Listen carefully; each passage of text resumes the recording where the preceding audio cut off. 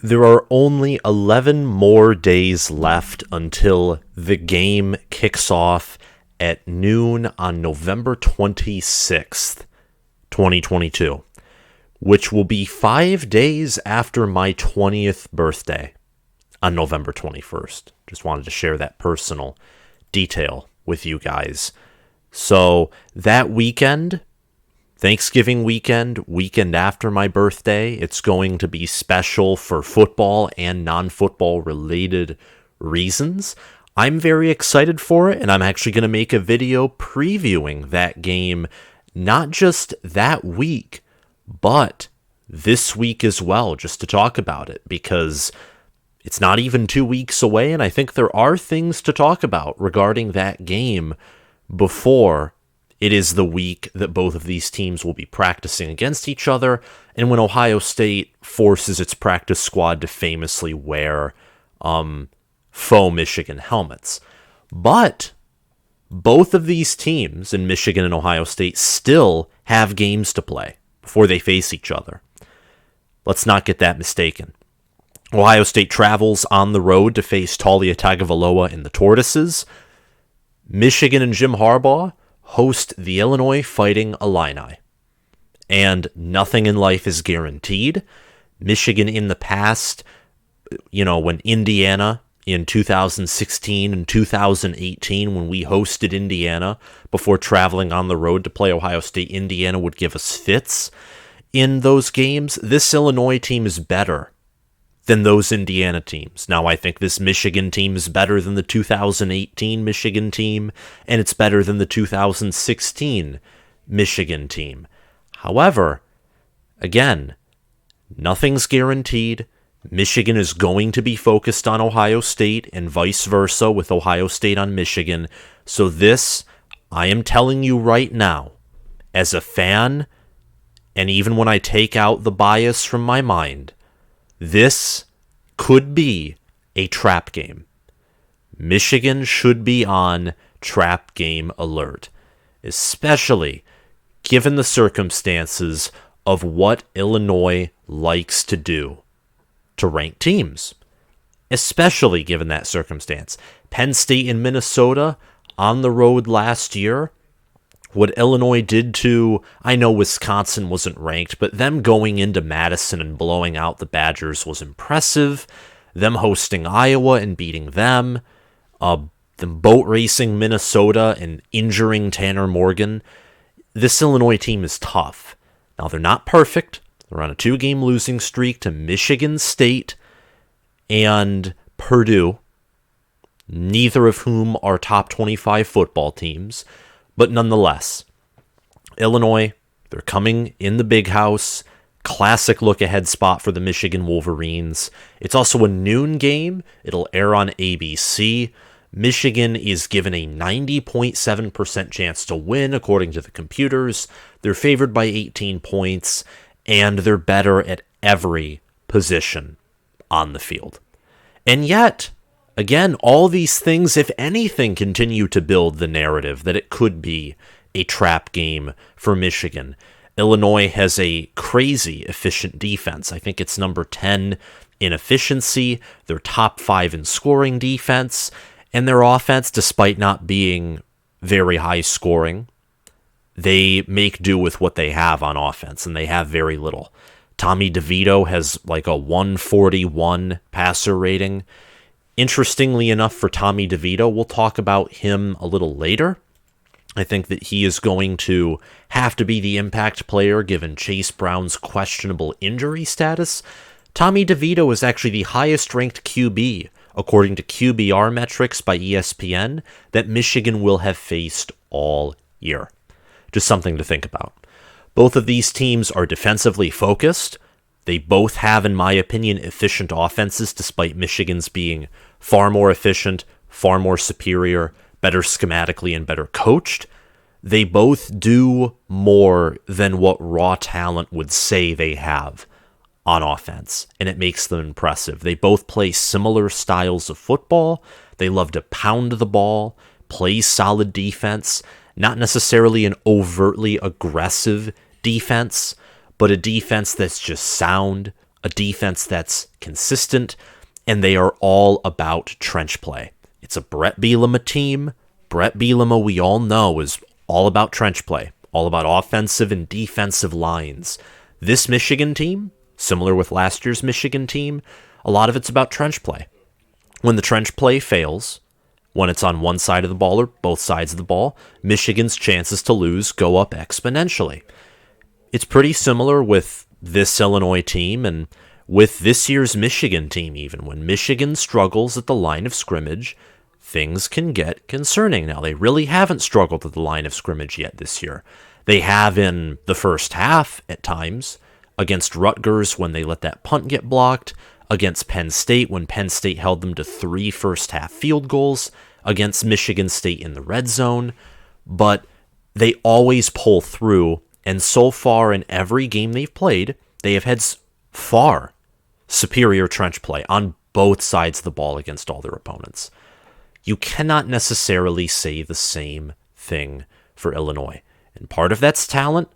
Part of that is also because when Illinois at times has had superior play in the trenches, they're not sound enough everywhere else on the field to where if trench play goes right for Illinois, it's a given that everything else goes right for Illinois. Losing to Indiana, who Illinois in retrospect is far more superior in the trenches. Similarly with Michigan State, though Michigan State has gotten healthier and better as the season has gone on. And then the game against Purdue, a classic Purdue kind of game right there. Michigan, I think they're better at running back, mostly because of depth there. Chase Brown certainly has the stats and the film to make an argument for him to be one of the best running backs, if not the best running back in the nation. There is an argument for that.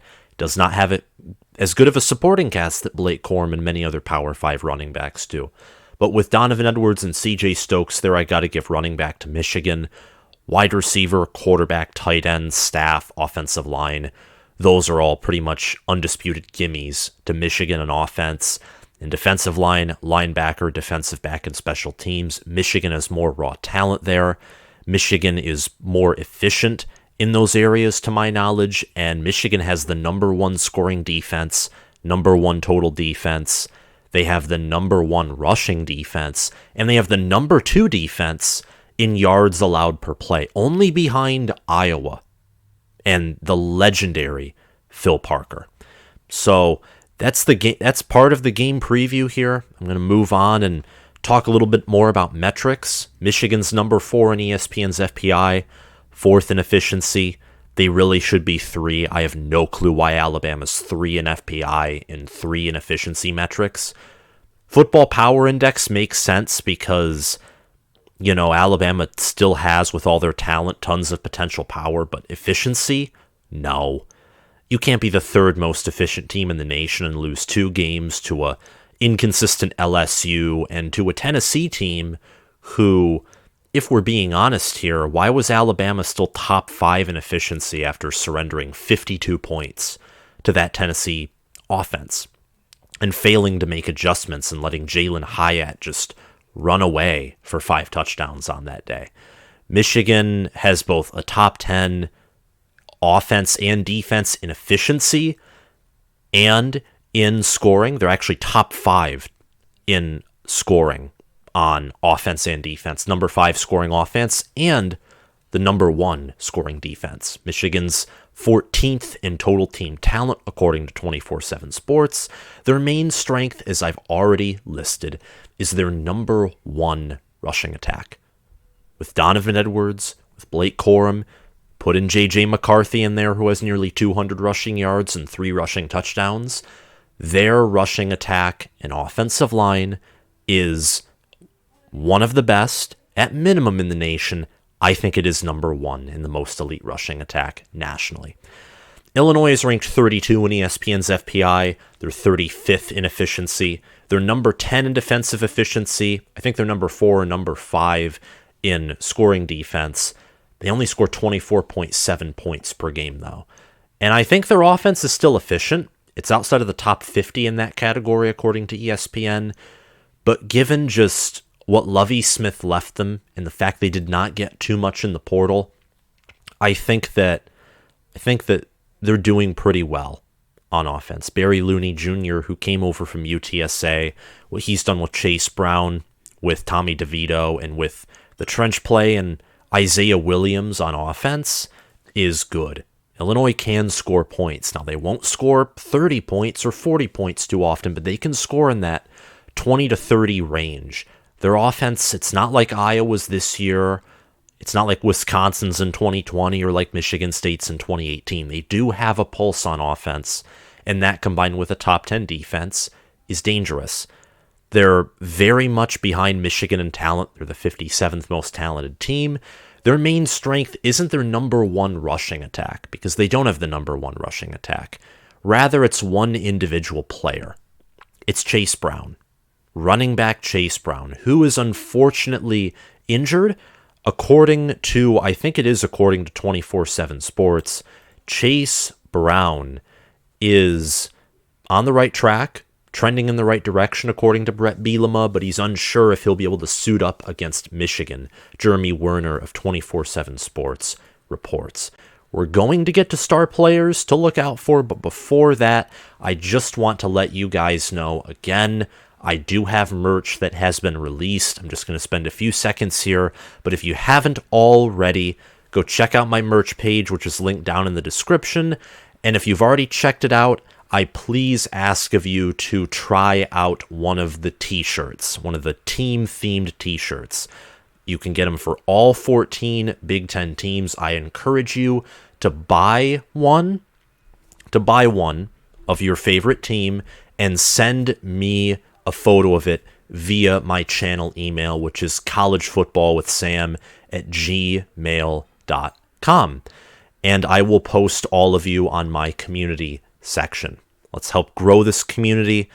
And if you have tried the t-shirts, I encourage you to try out whether it's the sweater or the mugs or anything else on there. Just wanted to have a quick little announcement on that. And thank you for those of you. I know many of you have bought or at least viewed the merchandise page. I thank you very much for doing so. It helps support me so I can continue to bring you guys amazing and quality content. Going back to players to watch, you got running back Blake Corum and quarterback Tommy DeVito. Now, Chase Brown, if he was guaranteed to be healthy, I would tab him as the player to watch. But seeing that he's 75-25 or 50-50 on being able to play, and the fact that Michigan's rush defense shut down Nick Singleton and Katron Allen, Michigan State had no semblance of a rushing attack against Michigan either, nor Anthony Grant. No one has been able to run the football on Michigan. Now, Chase Brown would probably do the best job, but I think that the passing game is the way that a team is going to have to beat Michigan. They'll have to run it still, but you can't expect to run for 5 yards per carry against Michigan. They've learned from the whole Kenneth Walker experiment last year, that whole debacle. I can't even believe that I thought Haskins or Corum was better than Walker before they faced last year. It was just, what he did against Michigan was fantastic from a college football perspective, and Michigan has done a very good job under Jesse Minter learning from that game. With Mozzie Smith at D tackle, they have improved on the interior tremendously. I think that Tommy DeVito, he is going to have to step up his game if Illinois wants to have a chance at beating Michigan. They're going to have to make plays through the air. DeVito has 15 passing touchdowns, 3 interceptions. He has a 72.2 QBR, which is 31st nationally, a 146.2 passer rating. I incorrectly said 141 earlier. And he's passed for 2,083 yards, and he completes 70% of his passes and averages 7.3 average yards per pass attempt. So he's going to have probably the game of his career against Michigan, which is unlikely, but very possible. And for Michigan, it's simple. Running back Blake Corum just has to wear down that defense. Blake Corum has 17 rushing touchdowns, a receiving touchdown. He averages 5.9 yards per carry. He has 1,349 rushing yards. And in Big Ten play, he averages like around, I think, 5 to 5.5 yards per carry. Very impressive player, combining him with the nation's #1 O-line. If he continues to have great performances, he will probably be in New York, especially if the Wolverines beat Ohio State. If Michigan wants to, even with a basic playbook, beat Illinois soundly, Blake Corum, they're just going to run him, mix in Edwards, and expect Corum to have, typically, like he does, a great day on the ground. I think that Michigan will beat Illinois 31-6. Michigan will move on to 11-0. Illinois will fall to 7-4. Michigan should be on trap game alert, but do not worry. I think that Blake Corum will have 150 yards or more and 2 rushing touchdowns or more. I also think that Donovan Edwards will get in the mix, especially because I think J.J. McCarthy isn't going to be throwing too much, just because I don't think Michigan, the week before the OSU game, Michigan fans have used this whole thing before, like they're not opening up the playbook too much, and I don't like to mention that, but I think for this game, and I think it's going to be the same for Ohio State against Maryland, you're not going to see the full array of plays. Michigan, just like Ohio State, are playing inferior and limited opponents compared to what they are. So I think you're going to see a lot of Donovan Edwards in here too, and I think he will have a plus 20-yard run at some point in the game, at least one of them. Illinois might be without running back Chase Brown. They're very efficient for their talent level, however, but missing Chase Brown is huge. If he is declared to be out, Illinois might fail to score at all against this Michigan defense, and Michigan might put up a few more points and completely break Illinois. But they're very efficient for their talent level, so even if he is out, it would not surprise me if Michigan is struggling at halftime and halfway through the third quarter before they really get their gears turning and trounce to victory. Quarterback Tommy DeVito, he's a player to watch. I think Michigan will limit him, and he will have 0 total touchdowns, and he will have 1 or more turnovers. That's my prediction for this game, 31-6. Michigan will cover, but they are going to kick a field goal, possibly more if the score prediction ends up being different. They're not going to score north of 35 against this Illinois defense with a likely basic playbook that they are going to run. And that's all I have to say for this video. If you liked it, make sure to hit that like button, hit the subscribe button, click the notification bell, and comment your thoughts on this video and on the merchandise if you have it down in the comments below. And if you're listening via Spotify, make sure to follow the channel. Thank you guys for watching, and I'll see you guys around. Goodbye.